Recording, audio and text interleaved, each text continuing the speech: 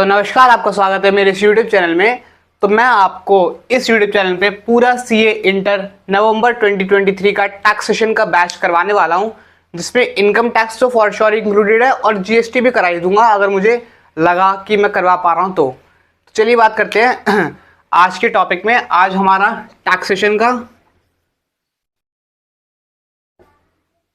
Taxation का पहला head चल रहा था, जो कि इनकम फ्रॉम हाउस प्रॉपर्टी से हमने शुरू करा था। अच्छा, उसमें हमने कंप्यूटेशन देख ली थी लेक्चर नंबर 1 में। लेक्चर नंबर 2 में हमने प्री एक्विजिशन इंटरेस्ट देखा था, यानी कि अगर आपने ध्यान दे रहे हैं मेरी बात को अगर आपने एक मकान बनवाया है और मकान इस डेट पर बनना शुरू हुआ है और इस डेट तक बन रहा है, तो इससे लेकर इस डेट तक ये जो बीच का जो टाइम पीरियड है, इसका जो इंटरेस्ट है जो आपने पे करा है लोन पर, ठीक है, इसकी डिडक्शन कैसे मिलेगी, अगर ये आपको जानना है तो आप लेक्चर नंबर 2 में ज़रूर देखिएगा, इनकम फ्रॉम हाउस प्रॉपर्टी। मैं लिंक उसका अटैच कर दूंगा।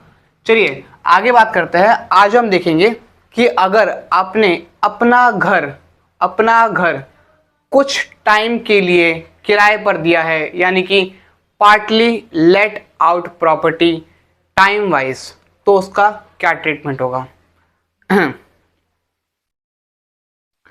देखिए, कॉन्सेप्ट का नाम लिख लेते हैं, partly let out property time wise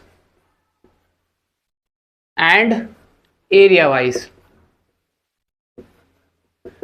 यार ये ना बहुत प्यारे प्यारे कॉन्सेप्ट है, ठीक है, और बहुत ही मजा आएगा, जेन्युइनली बहुत मजा आएगा इस कॉन्सेप्ट को करने में, ठीक है।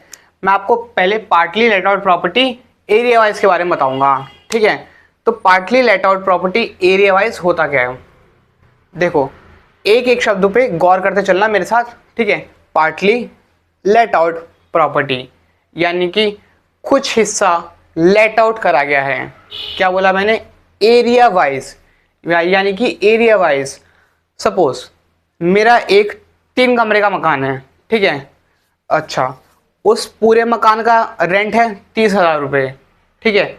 उसमें से मैं एक कमरा निकाल कर किराए पे चढ़ा देता हूँ। तो आप खुद एक एस्टिमेशन लगाओ, एक जनरल एस्टिमेशन लगाओ कि उस एक कमरे का किराया कितना होगा। बताओ जल्दी बताओ उस एक कमरे का किराया होगा हमारा 10,000 रुपये। कॉमन सेंस, कैसे होगा भाई, हमने क्या करा, 3 कमरे का 30,000 है, मतलब कि एक कमरे का 10,000 रुपये होगा, ठीक है। अगर मैं वही पूरा 3 कमरे का घर, उसमें से मैं 2 कमरे किराए पे चढ़ा दूं तो उसका रेंट कितना होगा, 20,000 रुपये, ठीक है। ऐसे ही हमको इसमें करना है, ठीक है। तो हम अभी partly let out property area wise से शुरू करेंगे, ठीक है। पार्टली LOP एरिया वाइज हम क्या कर रहे हैं, अपने मकान का कुछ हिस्सा लेट आउट प्रॉपर्टी में दे रहे हैं, किसी को किराए पर दे रहे हैं। अब बिल्कुल कॉमन सेंस से चलना मेरे साथ में, ठीक है। प्लीज सारे अपने फोन वोन ना ऐसे साइलेंट पे कर देना, किसी के ऊपर से नोटिफिकेशन आ जाए कि बाबू आपने खाना खाया तो देखना नहीं है ठीक है, देख लेना, बाद में देख लेना, कोई रिस्ट्रिक्शन नहीं लगा रहा। चलो ठीक है, फॉर एग्जाम्पल अभी ले लेते हैं म्युनिसिपल वैल्यू ले लेते हैं, ठीक है। क्या बोली हमने, 1 लाख रुपये, ठीक है। फेयर रेंट ले लेते हैं हम, फेयर रेंट कितना ले, 90,000 ले लेते हैं। स्टैंडर्ड ले लेते हैं हम वापस से 80,000 ले लेते हैं, ठीक है जी। एक्चुअल रेंट हम ले लेते हैं, कितना रेंट मिलना चाहिए उसको, ले लेते हैं हम सपोज 6,000 ले लेते हैं, चलो ठीक है। 6,000 पर मंथ का कैलकुलेट कैसे करेंगे, 6,000 इंटू 12, चलो 6 भी बहुत हो गया, ऐसा करते हैं 4,000 ले लेते हैं, इजी रहेगा। चलो बहुत बढ़िया, बाद में बताऊंगा कैसे इजी रहेगा, ठीक है। तो हमने कुछ डिटेल ले ली, और म्युनिसिपल टैक्स ले लेते हैं 10% का, बहुत प्यारा ले लिया हमने, ठीक है। यानी कि जो म्युनिसिपल टैक्स किस पर लगता है, म्युनिसिपल वैल्यू पर लगता है। 1 लाख का 10% हो गया हमारा म्युनिसिपल टैक्स, यानी कि 10,000 रुपये। अब मैंने क्या बोला है, मेरा 2 कमरे का घर था, ठीक है। आपके पास एक क्लाइंट आया, उसका नाम था क्या नाम बोलूँ, पिंकी नाम था उसका, ठीक है। तो पिंकी जी का एक घर है, उसका म्यूनिसिपल वैल्यू है 1 लाख रुपए, फिर रेंट 90,000 रुपये, स्टैंडर्ड रेंट 80,000 रुपये, actual rent 4,000 rupees per month. क्या बोला मैंने, पिंकी जी का एक 2 कमरे का घर था, उसने एक कमरा किराए पर चढ़ा दिया। एक कमरे पर वो खुद रह रही है और एक कमरा उसने किराए पर चढ़ा दिया, ठीक है। तो उसकी वैल्यू कैसे निकलेगी, बहुत सिंपल है। हम इस म्यूनिसिपल वैल्यू के 2 हिस्से कर देंगे। कैसे, उनके उनके रिस्पेक्टिव रेशियो में इसके हिस्से करेंगे। फॉर एग्जाम्पल पिंकी जी के एक कमरा था, एक घर था, ठीक है। उसका एरिया था 100 स्क्वायर फीट, ठीक है। 100 गज का उसका घर था, गज ले लेते हैं, ठीक है, स्क्वायर फीट वायर फीट छोड़ो, ठीक है। ऐसे देसी लोग हैं ना सारे के सारे यहाँ पे बैठे हुए हैं, कोई होगा तो वो स्क्वायर फीट भी ले सकता है, जेंजी वेंजी होगा तो चलिए। तो 100 गज का उसका घर था, उसमें से उसने 50 गज में वो खुद रहने लगी और 50 गज उसने किराए पर चढ़ा दिया। तो ये जो 100 गज के जो घर की म्यूनिसिपल वैल्यू थी वो 1 लाख रुपए थी, तो उसको 50-50 में बांट देंगे। यानी कि 5 लाख रुपए की म्यूनिसिपल वैल्यू में वो खुद रह रही है और 5 लाख रुपए की म्यूनिसिपल वैल्यू उसने किराए पर दे रखी है, ठीक है। फॉर द रिस्पेक्टिव आगे वाली जो चीज़ें हैं उनके लिए भी हम ऐसे ही करेंगे। फेयर रेंट हमारा 90,000 दे रखा है, ध्यान से सुनो ध्यान से, फेयर रेंट हमारा 90,000 दे रखा है, तो उसको भी हम इक्वल रेशियो में डिस्ट्रीब्यूट कर देंगे। यानी कि 45,000 इधर और 45,000 इधर, ठीक है। आई बात समझ में। स्टैंडर्ड रेंट हमारा 80,000 दे रखा है, तो उसको भी हम इक्वल दे देंगे। चलिए इसको सॉल्व करके देखते हैं, बड़ा मजा आएगा। तो मैं इसको यार इधर लिख देता हूँ कोने में।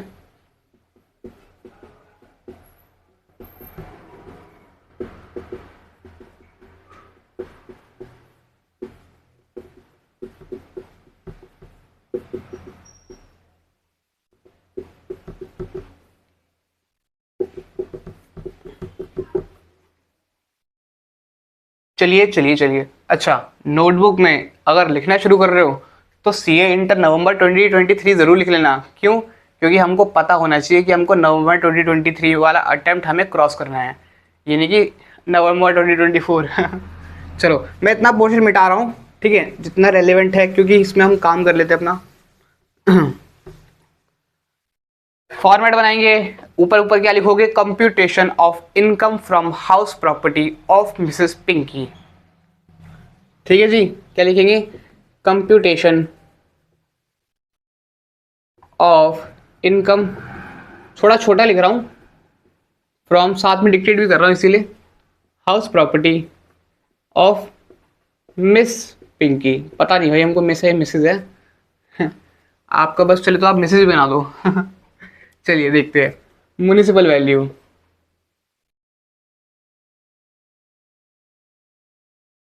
Fair rent,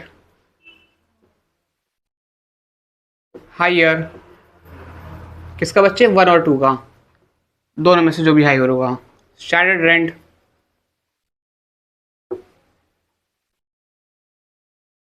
expected rent.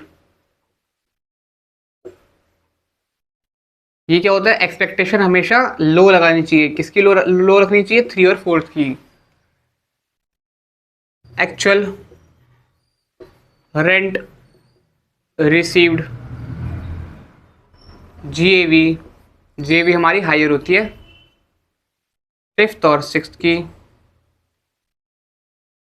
Less municipal tax, मैंने एमटी लिख दिया, पूरा लिखना, ठीक है। क्या बनता है हमारा, एनएवी आ जाता है, लेस डिडक्शंस माफी, अंडर सेक्शन 24 ए की कौन सी होती है हमारी, 30% ऑफ एनएवी, और बी होती है हमारी इंटरेस्ट ऑन लोन। 1 2 3 4 5 6 7। चलिए क्या बोला मैंने, अगर ये फॉर्मेट अगर अभी भी याद नहीं आ रहा तो पहले मेरी सबसे पहले उठकर जाके फर्स्ट वीडियो देखना, फिर भी मैं आपको रिवाइज करा देता हूँ, ठीक है। मैंने आपको एक ट्रिक बताई थी, माय फर्स्ट होम करके, ठीक है। क्या बोला मैंने, माय फर्स्ट होम ठीक है, ये साउंड है, AGH, ठीक है। माई फर्स्ट शॉप करके, ठीक है। M से म्यूनिसिपल वैल्यू, F से फेयर रेंट, H से हायर, ठीक है। और फिर ये स्टैंडर्ड रेंट आपको याद करना पड़ेगा, ठीक है। अच्छा अच्छा अच्छा अच्छा अच्छा,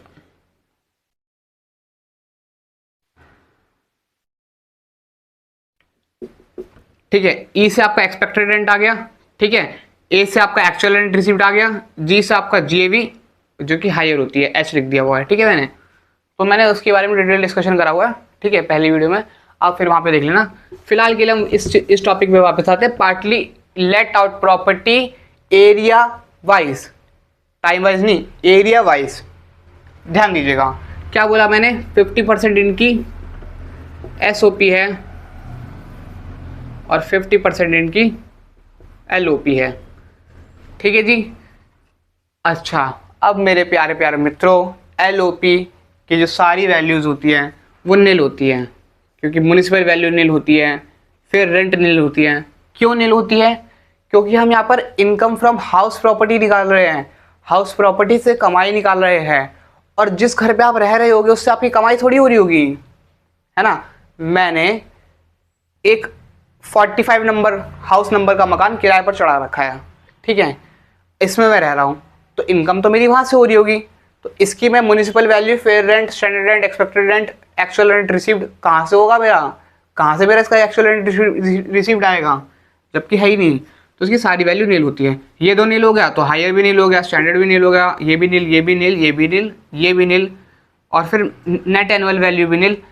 नेट एनुअल वैल्यू नील तो 30% एनएवी ऑफ भी नील, ठीक है। बस इंटरेस्ट ऑन लोन लिखा जाता है, इंटरेस्ट ऑन लोन लिखा जाता है, बस सिर्फ ये लिखा जाता है, ठीक है। याद रखना मेरे इस पॉइंट को, ठीक है। आगे बढ़ते हैं। 1 लाख का 50%, 5 लाख, 5 लाख, 5 लाख, ठीक है। और फेयर रेंट हमारा है,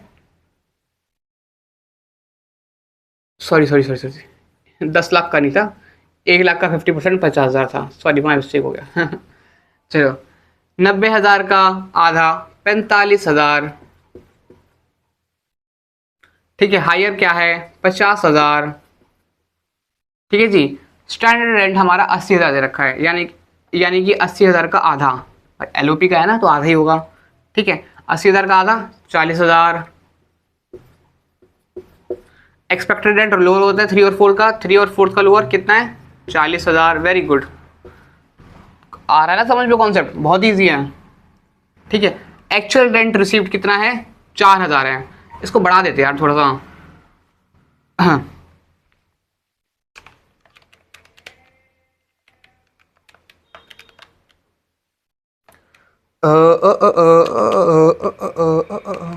चार हजार इंटू 12 करेंगे 48,000 आ जाएगा। नहीं मज़ा नहीं आएगा। 3,000 इंटू 12 करेंगे 36,000 आ जाएगा।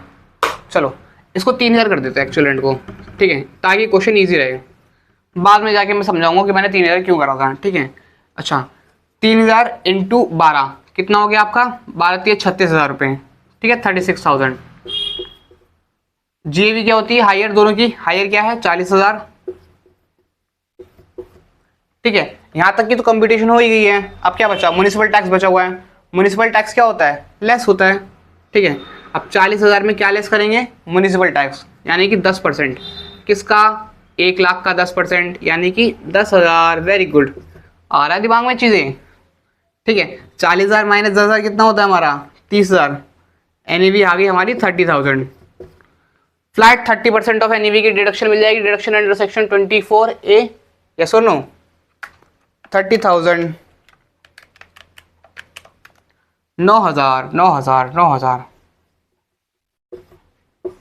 और बैलेंस आपका अच्छा, इंटरेस्ट और लोन तो कुछ दे ही नहीं रखा, ठीक है, तो यहाँ पे भी नील आ जाएगा और यहाँ पे भी नील आ जाएगा। बैलेंस आ गया आपका 21,000 इनकम फ्रॉम हाउस प्रॉपर्टी। आ गया समझ में। तो पिंकी जी ने 50% SOP से तो कुछ नहीं कमाया, लेकिन LOP से इन बहन जी ने 21,000 रुपये कमा लिए।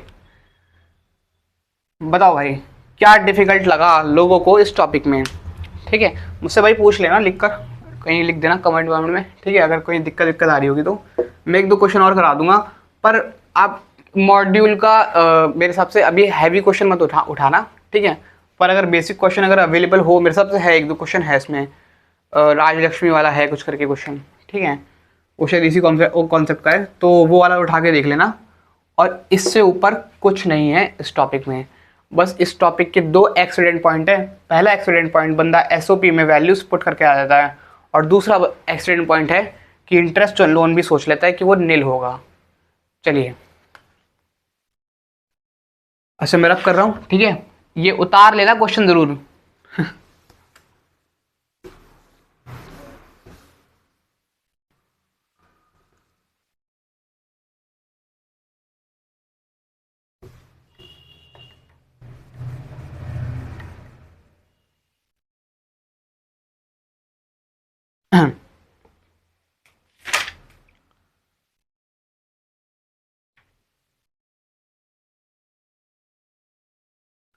चलो, अगला टॉपिक है इसी का सेकंड पार्ट।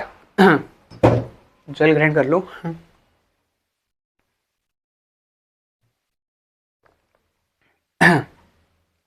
तो अगला टॉपिक है इसी का second part, part B, partly let out property time wise. क्या बोला मैंने, इस बात को गौर करना, मैंने क्या बोला, partly let out property time wise. यार इसका मतलब क्या हुआ टाइम वाइज? हाँ, ऐसा अभी तो हमने ये सुन लिया था कि हमने आधे घर में खुद रहे, आधा हमने किराए पर चढ़ाया। अभी टाइम वाइज का मतलब क्या होता है? टाइम वाइज का मतलब क्या होता है, ध्यान सुनना। मैं रहता था, मैं अपने काम के पर्पज से चेन्नई जा रखा था। कहाँ जा रखा था? चेन्नई। और मैं दिल्ली में रहता था। मैंने अपना दिल्ली का घर छोड़ा और मैं चेन्नई चला गया काम करने। चेन्नई में मेरा एक और घर था। मेरे टोटल कितने घर थे? 2। एक मेरा यहाँ पर और एक मेरा चेन्नई में, ठीक है। अब मैंने दिल्ली का घर छोड़कर मैं चेन्नई चला गया, ठीक है। तो मैंने सोचा, अच्छा अप्रैल से लेकर दिसंबर तक मैं दिल्ली में ही रहा हूँ, ठीक है। जनवरी, फरवरी, मार्च, इन 3 महीने के लिए मैं चेन्नई में जाके रहने लगा। और जनवरी, फरवरी, मार्च, इन 3 महीने के लिए मेरा जो दिल्ली वाला जो घर था वो खाली हो गया। कॉमन सेंस, क्योंकि मैं यहाँ से चला गया। अब वो तो उसी केस में भरा हो सकता है ना कि अगर इस घर में भूत वूत रहते हो तो। चलिए, अच्छा 3 महीने के लिए मैं चेन्नई चला गया और मेरा दिल्ली वाला घर खाली हो गया। मैंने क्या करा, मैंने लगाया दिमाग, ठीक है। मैंने बोला कि यार ऐसा करते हैं, इसको ना 3 महीने के लिए ना रेंट पे चढ़ा देते हैं, ठीक है। उस जॉब से मेरी सैलरी इनकम तो आएगी और इस घर से मेरी रेंटल इनकम भी आ जाएगी। और अगर इस घर से मेरी रेंटल इनकम आई तो वो कहाँ टैक्सेबल होगी? इनकम अंडर हाउस प्रॉपर्टी, ठीक है। तो मैंने क्या करा कि इन 3 महीनों के लिए इस घर को रेंट पे चढ़ा दिया। मैं कितना लालची इंसान हूँ यार, मेरे से रुका नहीं गया कि मैं 3 महीने और रुक जाऊँ। मेरा नया फाइनेंशियल ईयर आ जाएगा अप्रैल से लेकर मार्च तक का जो होता है, तो मैं आराम से 12 महीने का एग्रीमेंट बनाऊंगा। लेकिन मैं ना लालची हूँ। मैंने 3 महीने का एग्रीमेंट बना दिया, ले भाई रहे चल, ठीक है। तो मेरा घर क्या हुआ, 3 महीने के लिए लेट आउट प्रॉपर्टी हो गया, ठीक है। 9 महीने के लिए मेरा घर सेल्फ ऑक्यूपाइड प्रॉपर्टी रहा और बाकी 3 महीने के लिए मेरा घर लेट आउट प्रॉपर्टी हो गया। नोट कर लो मेरे पॉइंट को, ठीक है। अगर आपका घर एक भी दिन के लिए किराए पर चढ़ता है, एक भी दिन के लिए किराए पर चढ़ता है, तो पूरे साल के लिए लेट आउट प्रॉपर्टी हो जाता है। क्या बोला मैंने? अगर आपका घर एक भी दिन के लिए किराए पर चढ़ता है तो वो पूरे साल के लिए लेट आउट प्रॉपर्टी हो जाता है। अरे सर, ये तो आपने बता दिया पूरे साल के लिए लेट आउट प्रॉपर्टी हो जाता है, लेकिन फ़ायदा क्या है? फ़ायदा क्या है? चलिए फ़ायदा जानते हैं, ठीक है। बहुत ही प्यारा फ़ायदा है। मैं तो कहता हूँ कि मतलब भाग खुल गए उसके। भाग कैसे खुले? देखो, भाग फूट भी गए उसके। सेल्फ ऑक्यूपाइड प्रॉपर्टी में सारी वैल्यू नील आती थी, ठीक है, यही बोला मैंने। अभी पिछले क्वेश्चन में हमने अटेम्प्ट करा। लेट आउट प्रॉपर्टी में सब में वैल्यूज आती है, ठीक है। अब ना दिमाग लगाना, ठीक है, दिमाग क्या लगाना, फॉर एग्जांपल ये सारी वैल्यूज़ इधर देख लो, ये वैल्यूज़ दिख रही होगी मेरे हिसाब से, फ्रेम में होगी, ठीक है। म्यूनिसिपल वैल्यू 1 लाख लिखा है, फेयर रेंट हमारा 90,000 लिखा हुआ है, ठीक है। स्टैंडर्ड रेंट हमारा 80,000 रुपये लिखा हुआ है, एक्चुअल रेंट हमारा 3,000 रुपये लिखा हुआ है, और म्यूनिसिपल टैक्स हमारा 10% लिखा हुआ है, ठीक है। आई होप दिख रहा होगा, वरना मैंने फिर से लिख दिया, ठीक है। अब क्या हुआ, ये सारी वैल्यू तो पहली बात तो पूरी आएंगी। क्या बोला मैंने, अगर आपका घर एक भी दिन के लिए किराए पर चढ़ा तो पूरे साल के लिए लेट आउट प्रॉपर्टी माना जाता है। तो ये सारी वैल्यू पहली बात तो पूरी आएगी कि हमने एरिया वाइज थोड़ी डिस्ट्रीब्यूट करा है, हमने तो पूरा ही घर चढ़ा दिया ना, हमने तो पूरा ही घर चढ़ा दिया किराए पर, एरिया वाइज डिस्ट्रीब्यूट नहीं करा, पूरा ही घर चढ़ा दिया हमने किराए पर, ठीक है, याद रखना। तो ये अपॉर्चनमेंट तो होगा नहीं रेशियो में कि इतना सेल्फ ऑक्यूपाइड है इतना लेट आउट है, क्योंकि पूरा ही घर चढ़ा दिया हमने। तो ये तो किस्सा ही खत्म हो गया सेल्फ ऑक्यूपाइड का, क्योंकि घर पूरा चढ़ चुका किराए में। अब जब पूरा घर चढ़ चुका किराए में तो वैल्यू भी पूरी आएगी। 1 लाख म्यूनिसिपल वैल्यू आ जाएगी, फिर 90,000 लिखेंगे, स्टैंडर्ड रेंट 80,000 लिखेंगे, एक्चुअल रेंट फोकस करो, एक्चुअल रेंट कितना होगा, 3,000 इंटू 3 यानी कि 9,000। एक्चुअल रेंट कितना होगा, 9,000। बात समझ रहे हो आप मेरी, एक्चुअल रेंट हमारा 9,000 है, और हमारा जो वैल्यूज है स्टैंडर्ड रेंट की, ठीक है, वो 80,000 है। 9,000 और 80,000 में गैप देखो कितना है, कहाँ 80,000 और कहाँ 9,000, ठीक है। लेकिन आप टैक्स किस पे दोगे, 80,000 पे। आओ मैं समझाता हूँ कैसे।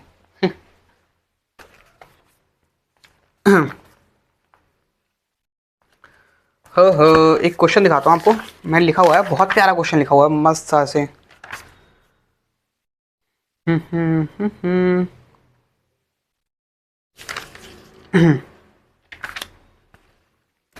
ठीक है जी, मेरे हिसाब से ये मॉड्यूल का ही क्वेश्चन है।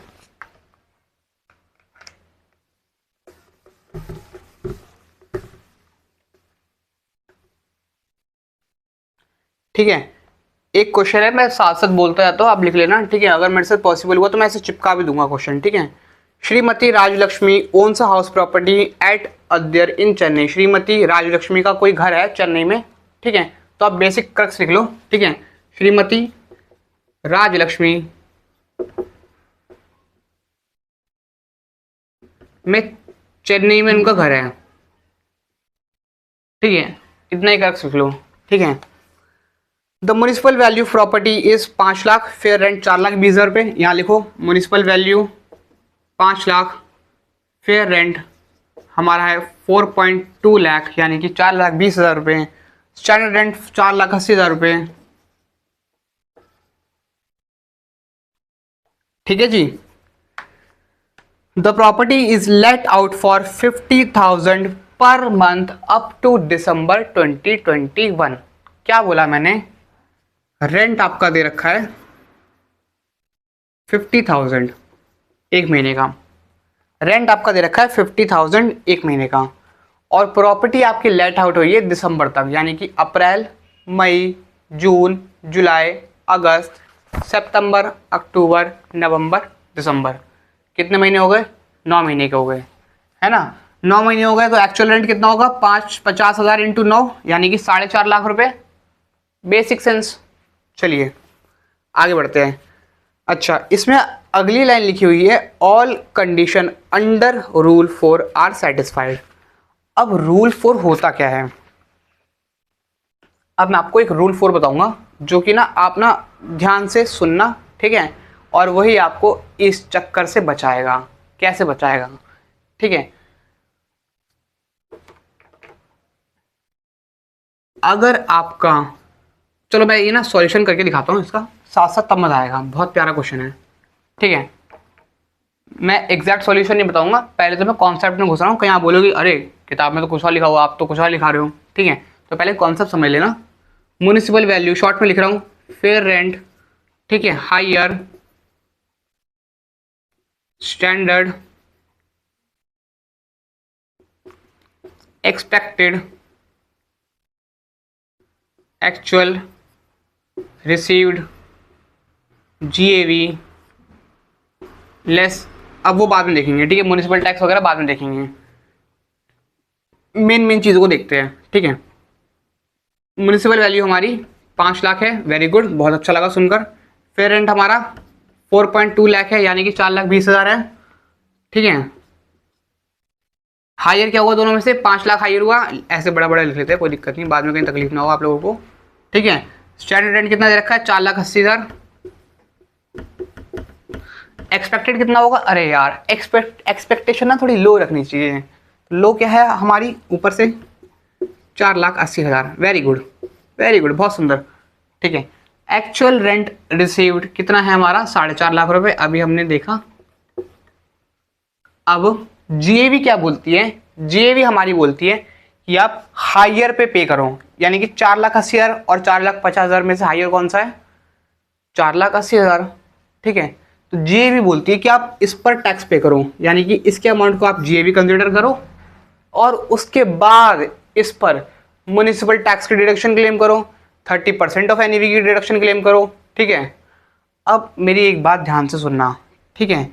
ये जो श्रीमती राजलक्ष्मी जी है जिनका घर चेन्नई में है, ठीक है, वो सिर्फ 4.5 लाख रुपए रेंट का ले रही है, एक्चुअल रेंट रिसिप्ट इतना है।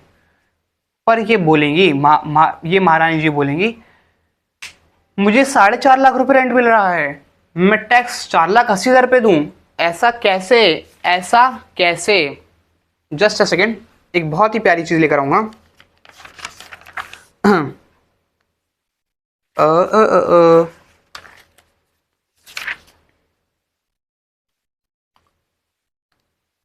यस, अच्छा, एक लाइन छूट गई थी इसमें, मैं वही क्वेश्चन में डाउट कर रहा था, ठीक है। एक लाइन क्या छूटी थी हमारी? बहुत दुख वाली लाइन, ठीक है। ये हमारा 4,50,000 आ गया था एक्चुअल रेंट। अच्छा, rent for November and December, rent could not be realised. क्या बोला? ये क्वेश्चन का पार्ट है बच्चे, सारा क्वेश्चन है पूरा। Rent for November and December could not be realised, मतलब आपको नवंबर और दिसंबर 2 महीने का रेंट नहीं मिला, तो अब एक्चुअल रेंट कितना हो गया? 3.5 लाख रुपए, यस और नो, ठीक है। तो ये इनका भी एक्चुअल रेंट 3.5 लाख रुपए हो गया, ठीक है। अब रूल 4 पर वापस आते हैं कि रूल 4 कहता क्या है। हमारा रूल 4 बहुत ही प्यारा रूल है, ठीक है। Income tax act, income from house property का रूल 4 ये कहता है कि अगर आपका रेंट, एक्चुअल रेंट रिसीव्ड ज़्यादा है, एक्चुअल रेंट रिसीव्ड कितना है? Sorry, actual rent received 3.5 lakh रुपए है, अगर आपका एक्चुअल रेंट रिसीव्ड 3.5 लाख रुपए है, जो कि कम है, ठीक है। हमने एग्रीमेंट जब बनाया था, एग्रीमेंट के हिसाब से उसमें लिखा था कि 4.5 लाख रुपए हमको रेंट मिलेगा। रूल 4 के हिसाब से जब हमने इनकम फ्रॉम हाउस प्रॉपर्टी का एग्रीमेंट बनाया था, तो उसमें लिखा था कि हमको 4.5 लाख रुपए का रेंट मिलेगा, और हमको एक्चुअल में रेंट कितना मिला? 3.5 लाख रुपए का। उस बंदे ने, उस निर्दयी इंसान ने 2 महीने का रेंट नहीं दिया, और वो 2 महीने का रेंट दिए बिना ही भग गया, तो उसका क्या ट्रीटमेंट होगा? सरकार को तो नहीं पता कि वो बिना रेंट दिए भग गया, सरकार तो यही सोच रही है कि उसको 4.5 लाख रुपए रेंट मिले और लाओ भाई अब टैक्स दो चुपचाप, ठीक है। लेकिन उस बंदे ने मेरे 1 लाख रुपए नहीं दिए, ठीक है। तो मैं ये बेचारा आदमी, मैं क्या करूँगा? तो रूल 4 ये कहता है कि अगर आपने रेंट लेने की पूरी जद्दोजहद करी है, पूरी कोशिश करी है, और पूरे मन लगाकर आपने रेंट लेने की कोशिश करी है, तो आपको हम 3.5 लाख ही कंसिडर करेंगे, ठीक है। दोबारा से बता देता हूँ, रूल 4 ये कहता है कि जो ओनर है उसने रेंट लेने की पूरी कोशिश करी हो, ठीक है, उसने जितनी भी नेसेसरी जो उसको स्टेप्स लेने चाहिए थे अपना रेंट को वसूल करवाने के लिए, उसने वो सारे नेसेसरी स्टेप्स लिए हो, ठीक है। अगर उसने सारे नेसेसरी स्टेप्स लिए हैं और उसके बाद भी उसको रेंट नहीं मिला, तो रूल 4 सर्टिफाइड हो जाएगा, यानी कि रूल 4 की कंडीशन सर्टिफाइड हो जाएगी। अब आप अपना कम रेंट क्लेम कर सकते हो, ठीक है। तो इस हमारा एक्चुअल रेंट तो सरकार की नज़रों में 4.5 लाख रुपए हैं, पर हमें मिले 3.5 लाख रुपए, ठीक है। पर अब हम एक्चुअल रेंट में क्या ले, 4.5 लाख ले या 3.5 लाख ले? जल्दी सोचो, मैं आपको 1 मिनट का बहुत ही प्यारा टाइम दूंगा। जल्दी बताओ, जल्दी बताओ, ठीक है। तो एक्चुअल रेंट रिसीव्ड में हमारे 3.5 लाख ही रहेंगे। कैसे? क्योंकि भाई साहब ने 4.5 लाख रुपए रेंट मांगे थे, पर उसको 3.5 लाख रुपए मिला है, और रूल 4 सर्टिफाइड हो गया है, यानी कि उसकी सारी कंडीशन फुलफिल हो चुकी है। तो हम एक्चुअल रेंट रिसीव्ड 3.5 लाख लेंगे। अब ये राजलक्ष्मी जी अब भी मजबूर है। क्यों मजबूर है भाई? ये टैक्स अभी भी 4,80,000 पर ही देगी। अब बताओ क्यों? अब अपना दिमाग लगाओ। ठीक है, बहुत इंपॉर्टेंट वीडियो है, अभी स्किप करके मत जाना, मैं बता रहा हूँ। कहीं तुम्हारे बाबू का मैसेज आ जाए और बोले कि अरे आओ जाओ ना, थोड़ी देर बात कर लेते हैं, बेटा ये टॉपिक रह जाएगा।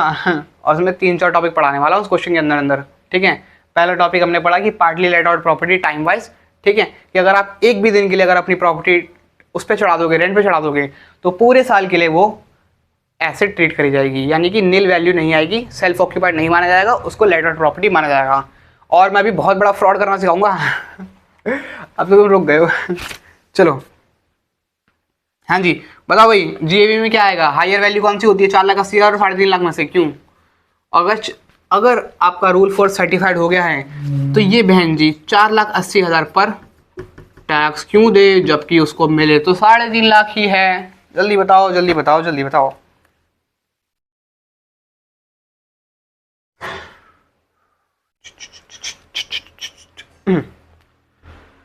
देखो भाई, 50,000 इंटू 12, यस,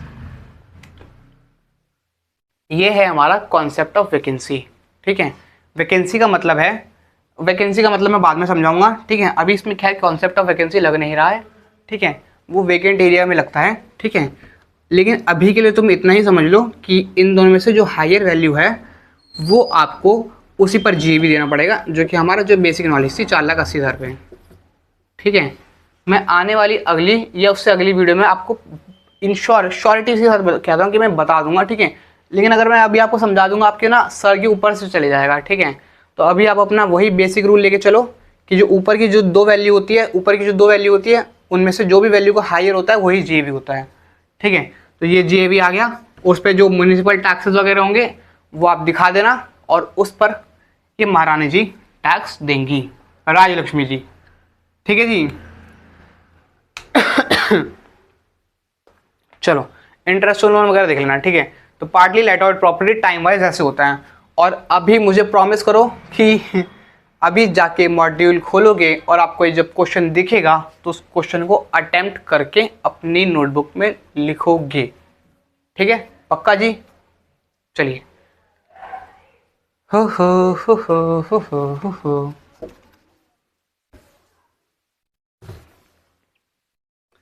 एक छोटा सा टॉपिक और है, ठीक है। ऐसे मेरी पढ़ाने की बड़ी दिली इच्छा हो रही है, ठीक है, वो भी पढ़ा देता हूँ, क्योंकि फिर हमारा इनकम फ्रॉम हाउस प्रॉपर्टी काफ़ी एंड तक आ जाएगा, फिर उसके बाद हम क्वेश्चन ही क्वेश्चन लगाएंगे आराम से बैठ के।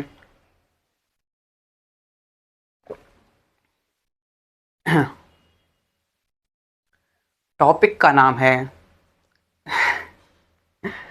टॉपिक का नाम है को ओनरशिप। टॉपिक का नाम है को ओनरशिप। मैंने क्या किया, मैंने कर ली शादी, ठीक है, और मैं अपनी बीवी के प्रेम में पड़ गया, ठीक है। मैंने अपने मकान की ओनरशिप अपने और अपनी बीवी के नाम पर ट्रांसफ़र करा दी, यानी कि कुछ हिस्सा मकान का मेरे नाम है और कुछ हिस्सा मकान का उसके नाम है, ठीक है। बहुत इजी बात। क्या करा मैंने, अपने मकान की आधी ओनरशिप अपने पास रखी और आधी ओनरशिप उसको दे दी।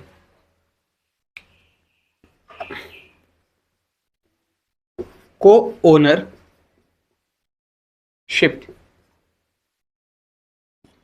अगर मेरे हाउस की म्युनिसिपल वैल्यू 1 लाख रुपए है और अगर मैंने अपना आधा मकान अपनी बीवी के नाम करा दिया, तो बताओ बताओ बताओ मेरे हाथ में म्युनिसिपल वैल्यू कितने की बचेगी? अरे सर, ये तो 50,000 की है, आप कैसा सिंपल सा सवाल पूछ रहे हो? एग्जैक्टली 50,000 की मेरे हाथ में बचेगी और 50,000 की मेरे जो को ओनर है यानी कि मेरी वाइफ, उसके हाथ में बचेगी। बहुत ईजी कॉन्सेप्ट है, ठीक है? इतना सबको समझ में आ गया। अगर उस मकान से हमारा रेंट आ रहा है 10,000 रुपये 1 महीने का, तो क्या करेंगे हम? 2-2 हज़ार के जो नोट होंगे, 5 नोट मिलेंगे, ठीक है? उसका से बीच बीच में से फाड़ के अपने अपने हिस्से रख लेंगे, क्योंकि अब 2,000 के नोट की ज़्यादा वैल्यू है ही नहीं है। अच्छा, लीगल टेंडर में अभी भी है वो नोट ठीक है? तो हम 5-5 हज़ार आपस में बांट लेंगे।